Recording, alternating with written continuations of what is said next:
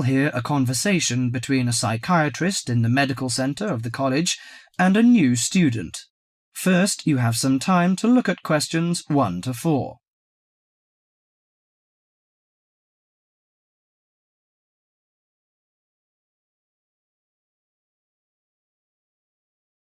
Now listen carefully to the conversation and answer questions 1 to 4. Hello, sit down, please. Thank you. Now, you are a new patient, aren't you? Yes, that's right. OK, so I'd better get some basic details down first. Right, we'll start with your name. Martin Hansen. Do you spell that S-O-N or S-E-N? Hansen. OK, and you're a first-year student? Yes, I am. Study in? Electronics, actually. I hope you enjoy it. Thanks. And your address? 2805 Hesperian Avenue, Hayward. 2805 and Hesperian. Yes, that's Hesperian. Hayward, Hayward. And your phone number? 734-246-55. 734-264-55. No, you got the 6 and the 4 the wrong way round. It's 246-55. Huh? Sorry, right. And, when were you born? The 15th of June, 1986. Here in New Zealand? No, I was born in Sydney.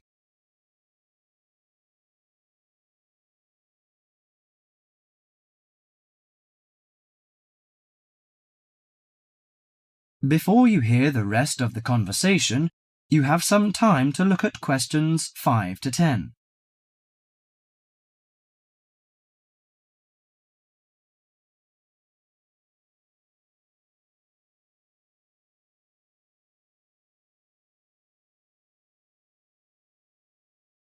Now listen to the conversation and answer questions 5 to 10. Good. So, what's your problem? Well, frankly, I wonder whether it is a problem. I get the blues, and it lasts for quite a while. I don't know how to... Yes, we all feel sad or get the blues now and again. Generally, our sadness lessens in time, and with the support of friends. However, if the depression leads to difficulty in thinking and greatly disrupts your daily routine, it can be evidence of a psychiatric problem. What do you feel exactly? I always feel sad and worthless. I find it hard to fall asleep and wake up early in the morning.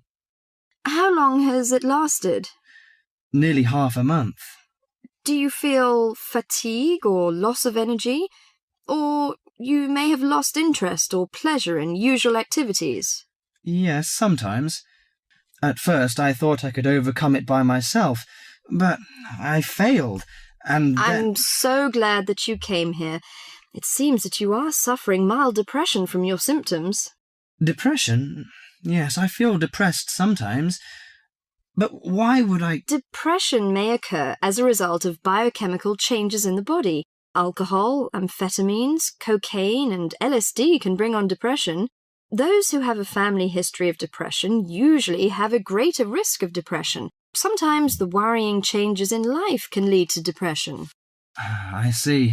I had a really bad breakup of a love relationship. It makes me feel hopeless. Do you think I need some treatment? Yes. Antidepressant medications are often used to treat depression, if it is serious. But I don't suggest them at first because of the side effects. I suggest psychotherapy, which can give you support and help you regain control. So do I need to come here every day? No, I will arrange counselling sessions for you, which will last 12 to 20 weeks. You come here once or twice each week. The psychotherapy is directed at helping you gain insight and understanding about events in your life, which may have contributed to your depression. With growing insight, you can often learn more effective ways of coping with your feelings and changing your behaviour. What can I do to take care of myself? Well, at first you should do some physical exercises on a regular basis, at least 3 times a week. How is your food? Do you eat well? Yes, I think so. I eat at my homestay family. Good. Find a hobby or a positive recreational activity to participate in once or twice a week. I know it's difficult for you, though. When you feel it's hard to overcome the depression, come to the counselling session. Remember, ask for help if the load is too heavy to handle. Yes, I'll try. So, when will my counselling session begin? I'm going to arrange that for you. That is the end of part 1. You now have half a minute to check your answers.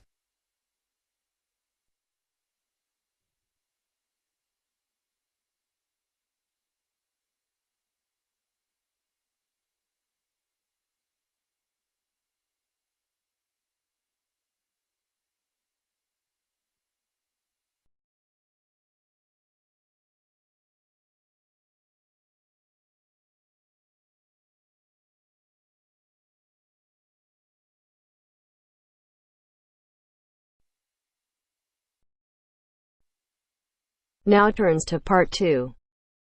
Part 2. You will hear a lecturer discussing the possibility of creating nuclear fusion. First, you have some time to look at questions 11 to 15.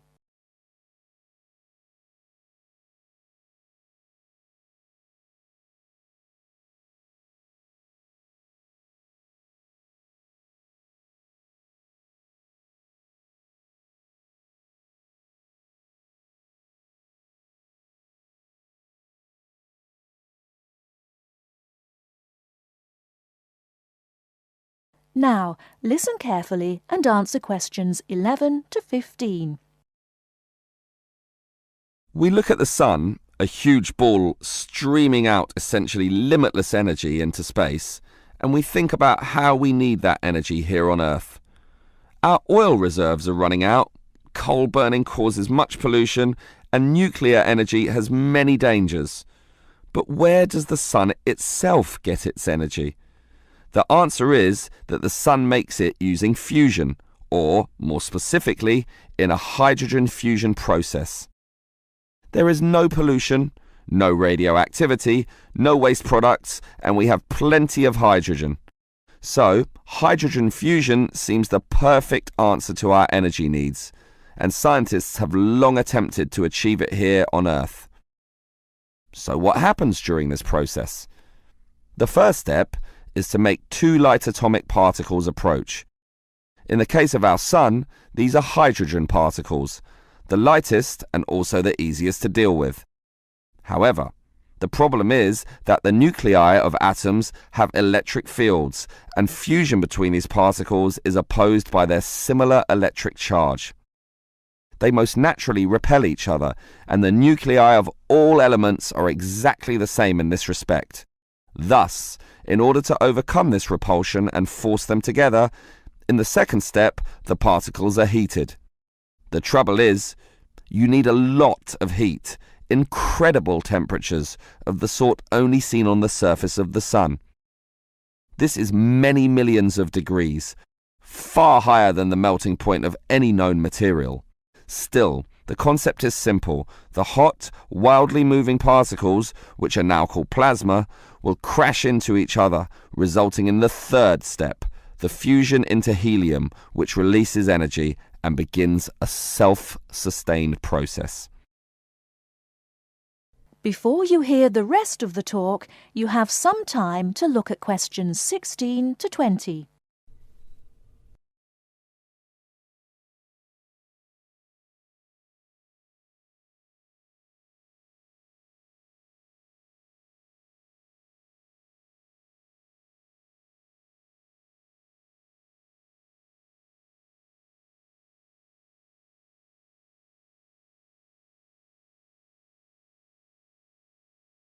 Now listen and answer questions 16 to 20. So, we know how fusion works. Thus, the big question is, can we create it here on Earth? We actually have the technology to superheat hydrogen into plasma, but no container on Earth can deal with those temperatures. Thus, we need to confine this superheated material so that it doesn't touch anything. For that, we need a special reactor, and most research has focused on an apparatus known as a tokamak system. That's Tokamak, an acronym from some Russian words meaning toroidal chamber with magnetic field. It's an apt name, since a very powerful magnetic field is used to confine and suspend the super hot plasma in the air so that it doesn't touch anything. This is possible only because this plasma has an electric charge, which interacts with the magnetic field. Of course, the walls of the fusion vessel will still get hot, very hot, and to avoid being melted, they must be cooled with a cryogenic system to intensely low temperatures. But now we are faced with the second problem. If we are to draw power from this system, the reaction must be continuous and controllable. However, when fusion begins, the plasma becomes unstable, and at these temperatures, that is a very serious situation. If we lose control, a disaster could result. Despite the obstacles, in 2010, a European device managed some success, but needed far more power to generate the fusion reaction than that produced from the fusion itself. Obviously then, it was not useful as a power source. More to the point, this system could only sustain a fusion reaction for a fraction of a second, yet, to self-sustain, the fusion needs to run for at least 10 seconds. And the future looks bleak. Unfortunately, most scientists predict that many decades will have to pass before fusion power can become a practical reality. That is the end of part 2. You now have half a minute to check your answers.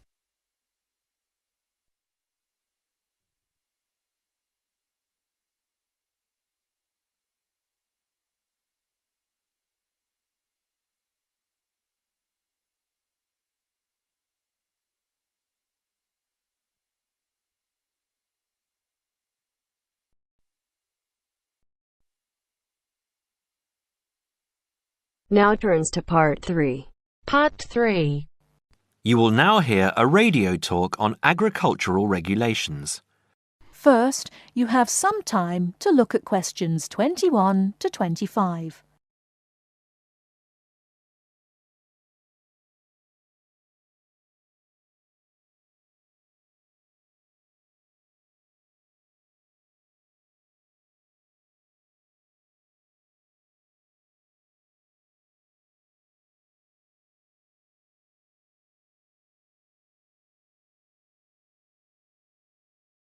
Now listen carefully and answer questions 21 to 25. Could there be clearer proof of the arrogance and indifference of those who are supposed to keep our food safe than the muzzling of John Verrill? Agriculture is a business, true, and businesses have to make money. But this shows how ministers and officials put the profits of the agriculture business before the well-being of the British people. Mr. Verrill, a pharmaceutical chemist, was appointed to represent consumers on one of the many committees that advise the government on food safety. When he tried to do his job, though, and wanted to warn ministers of a danger to children's health, he was refused permission to do so. The danger comes from hormones given to cattle in the USA and some other countries to make them grow faster. They speed up the animal's development to maturity, thus making meat production more profitable. There have, however, long been fears that the hormones have horrendous effects on the people who eat them, causing diseases as serious as cancer. Once these hormones were used on British cattle too, but over 20 years ago they were banned in Europe for being too dangerous. Indeed, so concerned is the European Union that it banned imports of hormone-fed beef years ago, much to the fury of the US government, which wants to sell it all over the world. Several years ago, the USA and Canada asked the World Trade Organization to declare the ban illegal and to punish Europe for failing to lift it. The WTO, with its long record of refusing to let environmental or safety concerns interfere with trade, agreed imposing fines of more than $120 million a year on the EU for its refusal to back down. The British government now backs the Americans, claiming that there is no proof that hormone-fed beef does any harm. This is where Mr. Verrill comes in. He is very angry with the government, especially as their claim comes out just after a Danish study shows that growth hormones are 200 times more dangerous than was previously thought.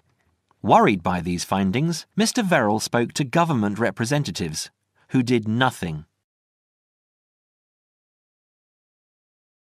Before you hear the rest of the talk, you have some time to look at questions 26 to 30.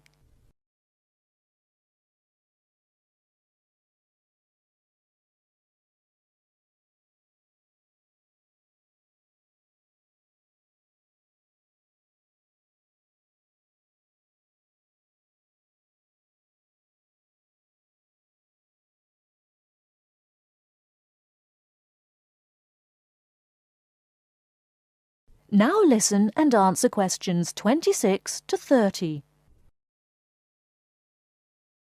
Not only that, but they have not been testing beef which is imported, which, by law, they are required to do.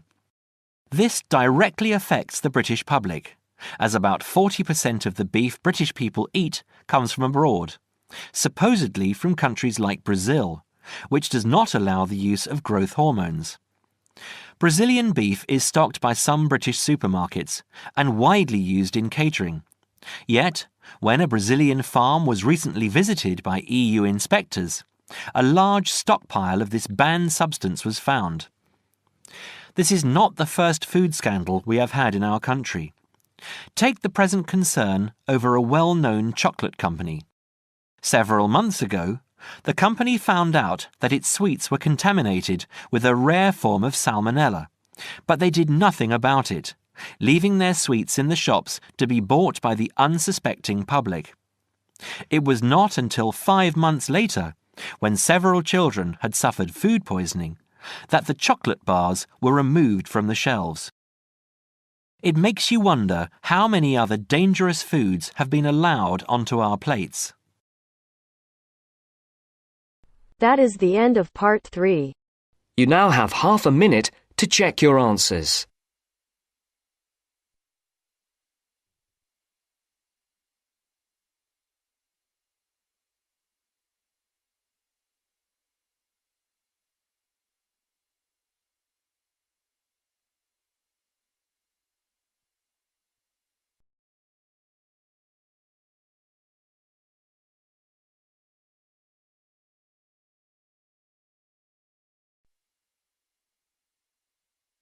Now turns to part 4. Part 4. You will hear a lecture about sports. First, you have some time to look at questions 31 to 40.